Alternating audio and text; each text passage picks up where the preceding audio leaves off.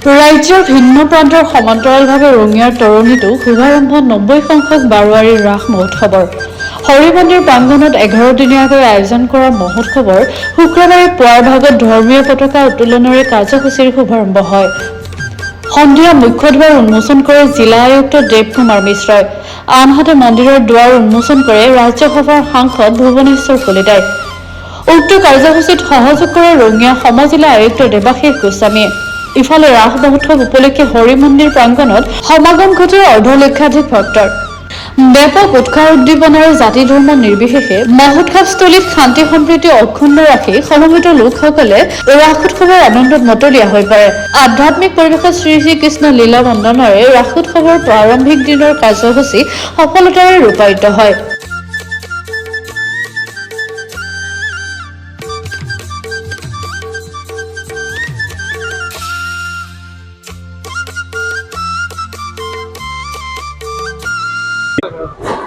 প্রতি বছরে আহো, প্রতি বছরের দরে এইবারও আমার তরণী 90তম শ্রী শ্রী রাস মহোৎসবর আজি প্রথম দিন। ইতিমধ্যে মুখ্য দুয়ার আমার জিলা আয়ুক্ত ডাঙরিয়াই ইতিমধ্যে উদ্বোধন করিলে আৰু আমি সকলে বন্তি প্ৰজ্বলন কৰি পৰমপিতা পৰমেশ্বৰৰ ওচৰত পূজা অৰ্চনা কৰি আমাৰ সমাজৰ কাৰণে, ৰাজ্যৰ কাৰণে, দেশৰ কাৰণে আৰু সকলো জনসাধাৰণৰ মংগলৰ কাৰণে আমি প্ৰাৰ্থনা জনালোঁ। আৰু আজিৰ পৰাই আমাৰ এই তৰণী ৰাস মহোৎসৱৰ আৰম্ভণি দিন। লক্ষ লক্ষ মানুহৰ ইয়াত সমাৱেশ হ'ব। লক্ষ লক্ষ মানুহে এই ইয়াত সাংস্কৃতিক কাৰ্যসূচী, পূজা অৰ্চনা ইয়াৰ লগতে উপভোগ কৰিব। আৰু আমাৰ এই যে বিশাল সমাগম, এই বিশাল সমাগমে আমাৰ এটা কথাই বুজায় যে আমাৰ সামাজিক একতা, সমাজখনক ঐক্যবদ্ধ হিচাপে ৰাখিবলৈ হ'লে আমাৰ এই ৰাস মহোৎসৱেই হওক বা অন্যান্য পূজা পাৰ্বণৰ অত্যন্ত প্ৰয়োজন। আৰু কাৰণ এইবোৰৰ যোগেৰে আমাৰ সমাজখন একত্ৰিত হৈ থাকে। আজি ইয়াত অকল আমাৰ তৰণী অঞ্চল বা আৰিমত্ত অঞ্চলৰে নহয়, সমগ্ৰ এই বিশাল এলেকাৰ বাহিৰৰো মানুহ আহি আজি ইয়াত সমবেত হৈছে। সকলোৱে এজনে আনজনৰ লগত ভাৱ বিনিময় কৰিছে আৰু আগন্তুক সময়ত, আগন্তুক বছৰটো যাতে সকলোৰে কাৰণে মংগলময় হয়, সকলোৱে মংগল কামনা কৰি ইয়াত পূজা অৰ্চনা কৰিছে।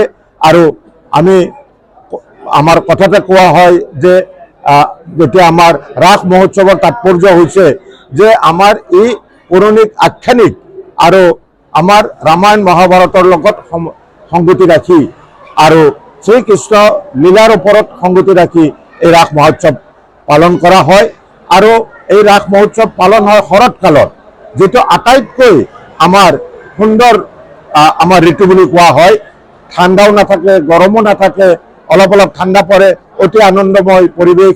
আৰু কয় যে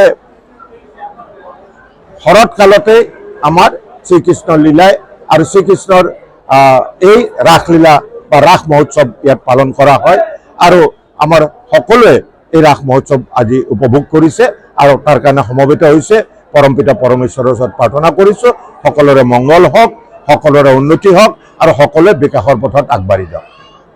ৰঙিয়া তৰণী সাৰ্বজনীন ৰাস মহোৎসৱ এইটো 90 বছৰ অতিক্ৰম কৰিছে আৰু আজি সম্পূৰ্ণ ধৰ্মীয় পৰম্পৰাৰে তথা উলহ মালহেৰে ইয়াতে আজি 15 তাৰিখে ৰাস মহোৎসৱৰ শুভ আৰম্ভণি হৈছে। আৰু মই যথেষ্ট আনন্দ অনুভৱ কৰিছোঁ, কাৰণ ইয়াতে মুখ্য দুৱাৰ উন্মোচন হিচাপত আপোনালোকে মোক ইয়াত মাতিছিলে আৰু মই ইয়াতে উপস্থিত থাকি আজি প্ৰধান ইয়াৰ ৰাস মহোৎসৱৰ উদ্বোধনী কৰিলোঁ।